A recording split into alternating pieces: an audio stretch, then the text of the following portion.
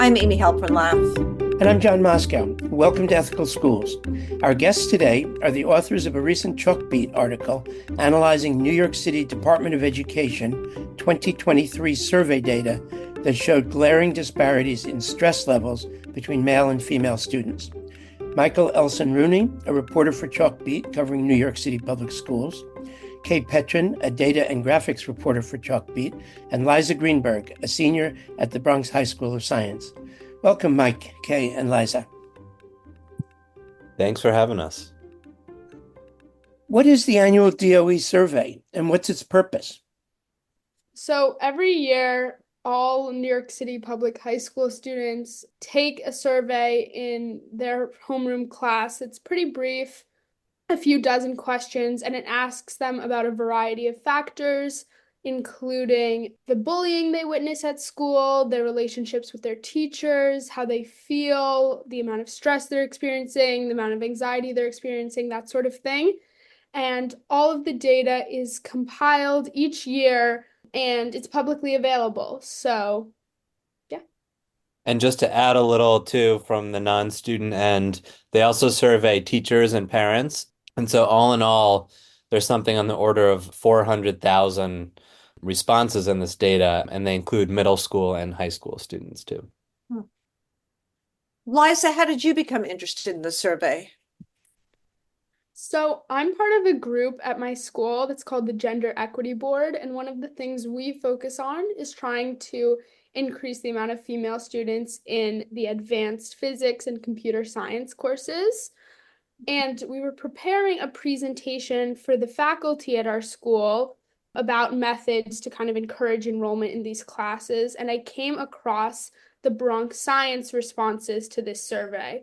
And when we took a look at the Bronx Science responses, I noticed that in almost every single category of this school survey, female students were reporting that they were more unhappy in school.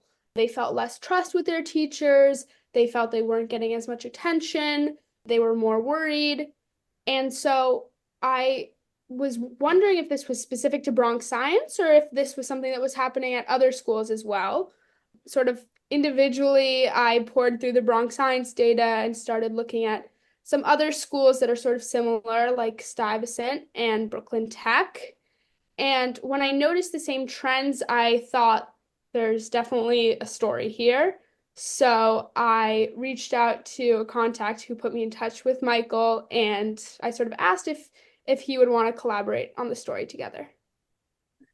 So for people who aren't familiar with it, what is Chalkbeat? So Chalkbeat is a nonprofit online education-focused news outlet, and we have bureaus in 7 different cities across the country, and we cover local public schools. I work here in New York City covering the nation's largest school system. And, we do pretty much everything K-12 public education. Liza obviously just talked a little bit about what she found in terms of Bronx Science. What were your main takeaways from your analysis of the data citywide? What did you do in terms of looking at the data and what did you find?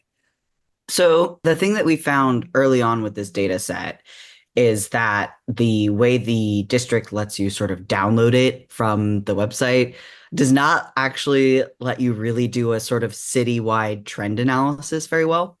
There's a lot of information in the dashboard that is not by default downloadable from it. So I had to sort of write a script to get a lot of the information that was not provided in the default download so that we could look at it sort of more holistically and roll things up and look at it school by school more easily and draw some of the larger connections.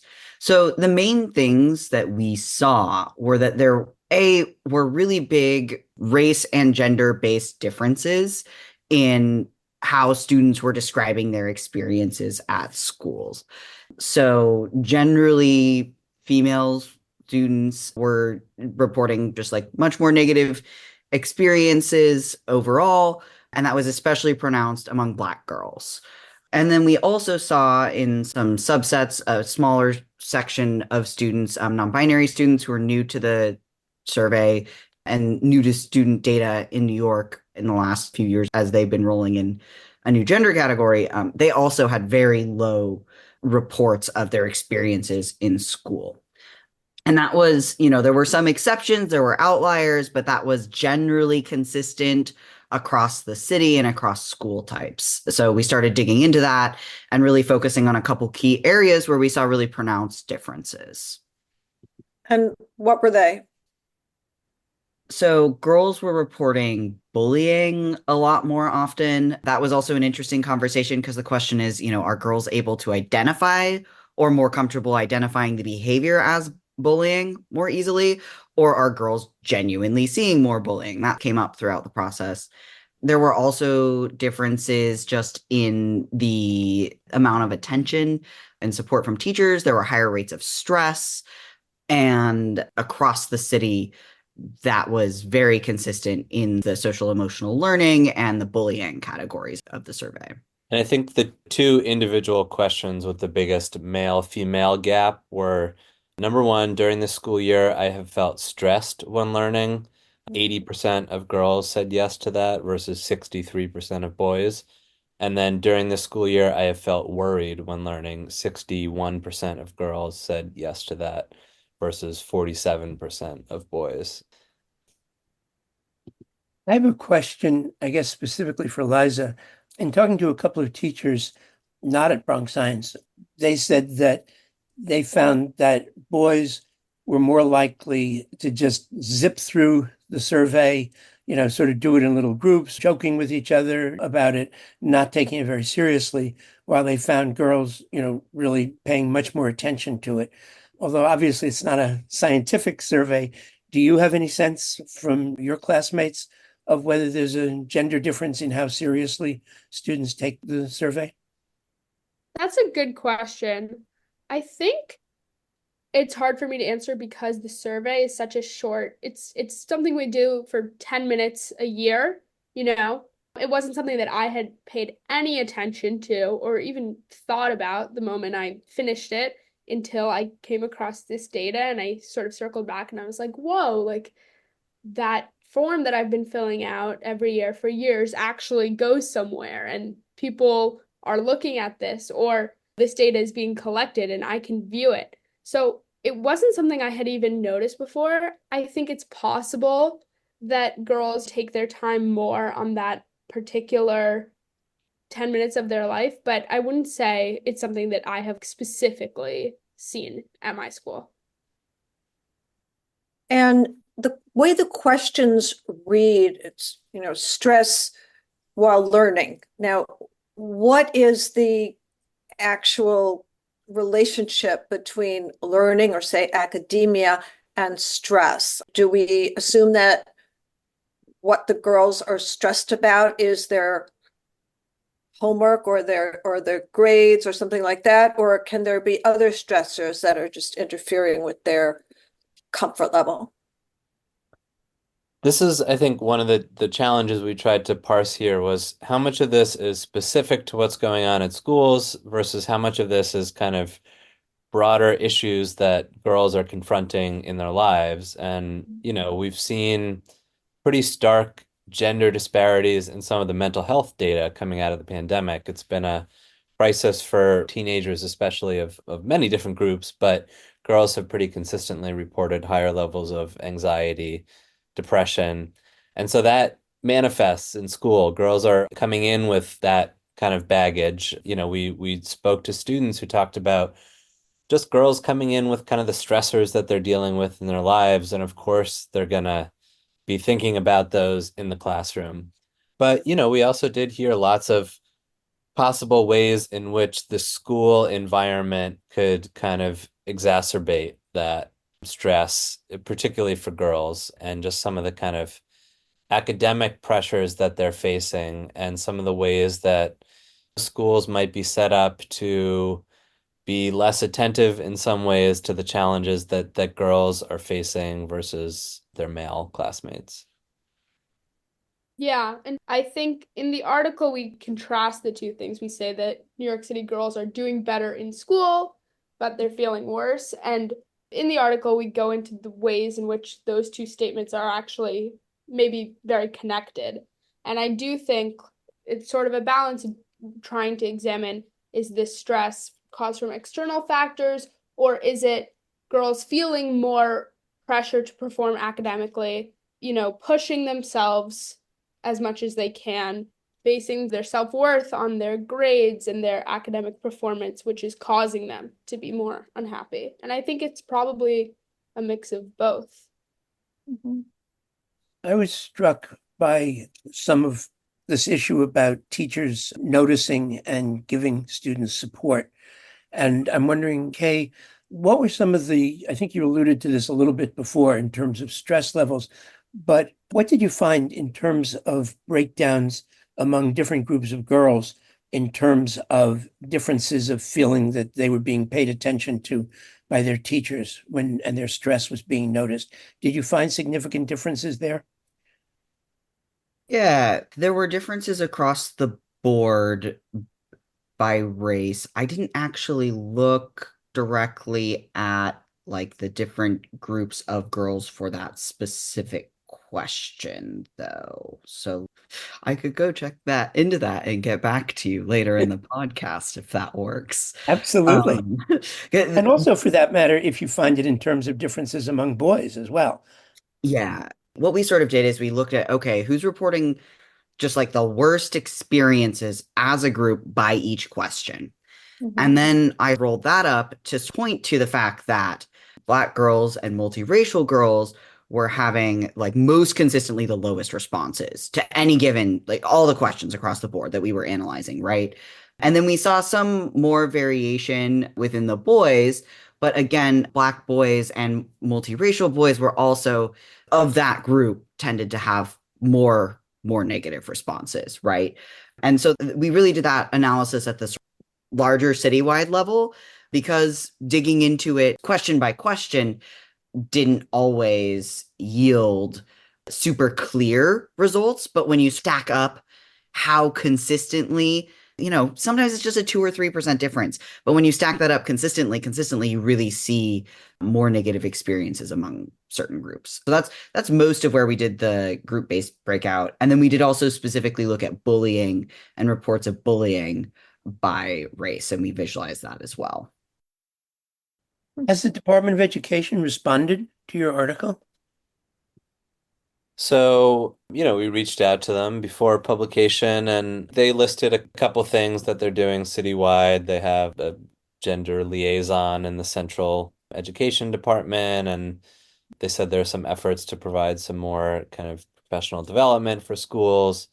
They said that part of the whole idea of the survey is to give schools kind of actionable data that they can look at as a school to try to make some changes based on. But, I will say covering the school system, it's not really an issue that we hear about kind of gender disparities at the citywide level in any meaningful way.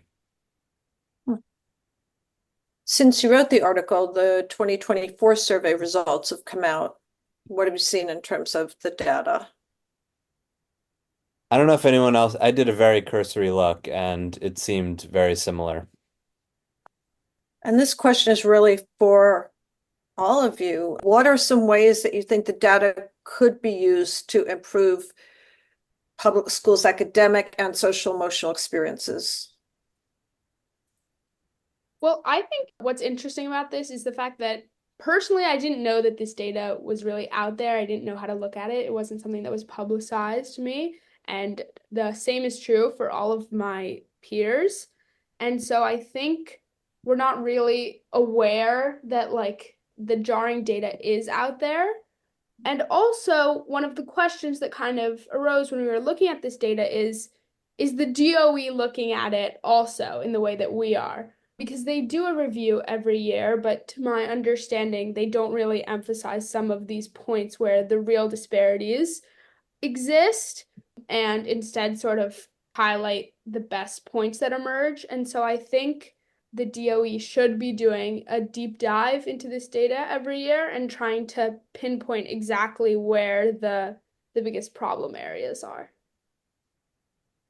And Would add that we did hear from some schools that are using this data in really thoughtful and meaningful ways to inform everything from kind of discipline practice to their protocol for calling on students. We heard from a principal who was particularly concerned about gender disparities in classroom participation and who noticed that girls were often not speaking up as much, and it caused them to kind of change the way they talk to teachers about soliciting participation in class and giving students more time to talk to each other before asking for kind of class-wide comments. And so that stuff can really help, but I think leaving it completely to a kind of school by school approach, that's any kind of policy you leave to that, you're going to see just a huge variation in how much schools make use of it. I have a question about how the department can make the data more accessible to the general public. But before asking that, Kay, what have you found on the stats that you were looking up? Yeah, so I just went ahead and pulled up some of the more granular demographic breakouts for the reports of sort of stress and worry when learning. So this one is interesting because I would say the experiences reported by students are perhaps not great across the board. I think there's a fairly consistent report of students feeling stressed or worried in some of these numbers, but there are definitely pronounced differences, particularly in the stress question, where you see Black students are reporting generally worse experiences, followed pretty closely by Hispanic and multiracial students. And then you're also seeing some similar trends in the worry sections where, again, like the numbers they're not necessarily what you would hope to see for any of the groups, but definitely, again, a higher rate in Hispanic and Black students reporting just like not having a great time. And And I then, believe Asian students also, did you find that they felt that they were getting less attention or that their issues were being noticed less by teachers? I think you'd mentioned that the last time that we had talked. yeah. So when we were looking at teachers basically noticing when kids need help in school, yeah, Asian and also Native Hawaiian and Pacific Islander girls and multiracial girls as well all had particularly low rates of saying, yeah, teachers notice when I need help. There's also a confidentiality protected category that we did not really expand on in the story because we don't know who the students are for sure. But based on the way the survey is structured, that's likely non-binary students of color. They had the lowest response in that particular question by a actually fairly wide margin.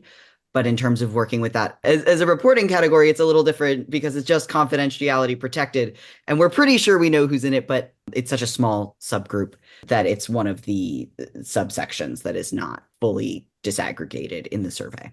So. And since the survey results have been the same or similar for several years now, is there some reason the DOE is not doing anything about it?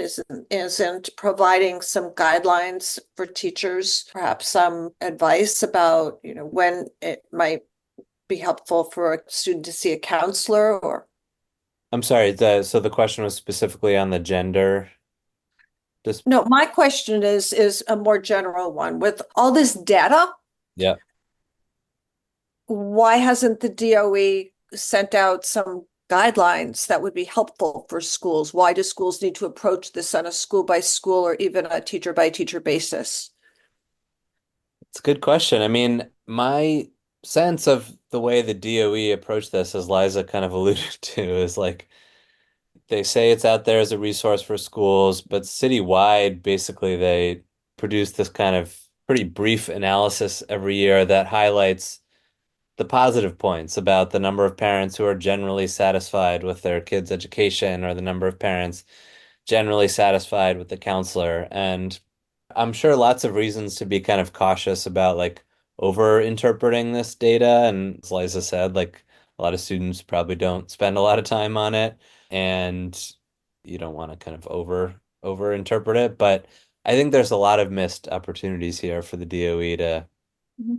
use this to shape policy in some way. And this is getting a little further afield, but there's lots of interesting stuff in there about how highly teachers rate their principals, for example, which is like a really crucial metric in terms of understanding school culture. And I think people kind of in the know look at this stuff. Parents sometimes look at it when they're looking at schools for kids. Teachers, we've heard, sometimes look at it when they're deciding on schools they want to apply to.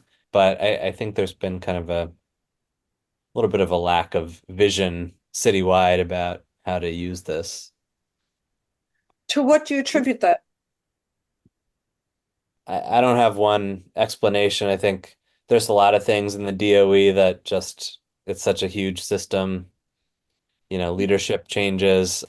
The survey's been happening for a while, but they've only recently started really making this dashboard kind of usable in public. And so maybe they just haven't, they're not really used to having this out there so fully. But yeah.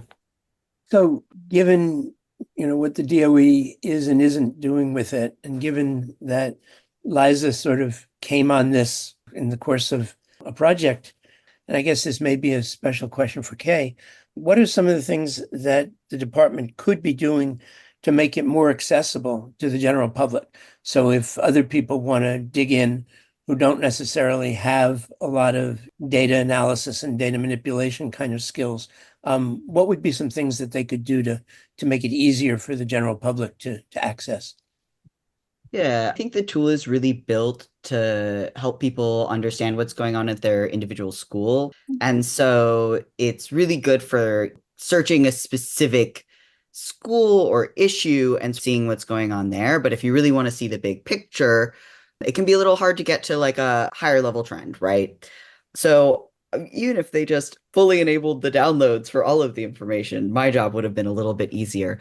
But I think also public facing reports or analysis that do some of the higher level trend work, some of that's already in the dashboard and it has useful information, but there's just extra questions that if they wanted to ask or analyze or do reports on it, I think that, the answers to those questions might be interesting to the public. So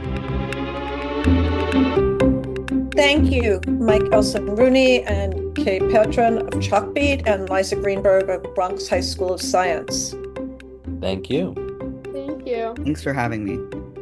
And thank you, listeners. Check out our new video series, What Would You Do? A collaboration with Professor Mira Levinson of the Harvard Graduate School of Education and Ed Ethics. Go to our website, ethicalschools.org, and click video. If you found this podcast worthwhile, please share it with a friend or colleague. Subscribe wherever you get your podcasts and give us a rating or a review. This helps others to find the show.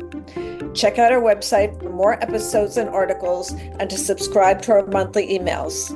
We post annotated transcripts of our interviews to make them easy to use in workshops or classes. Contact us at hosts@ethicalschools.org or on Facebook, Instagram, and Thread. Our editor and social media manager is Amanda Denchi. Until next week.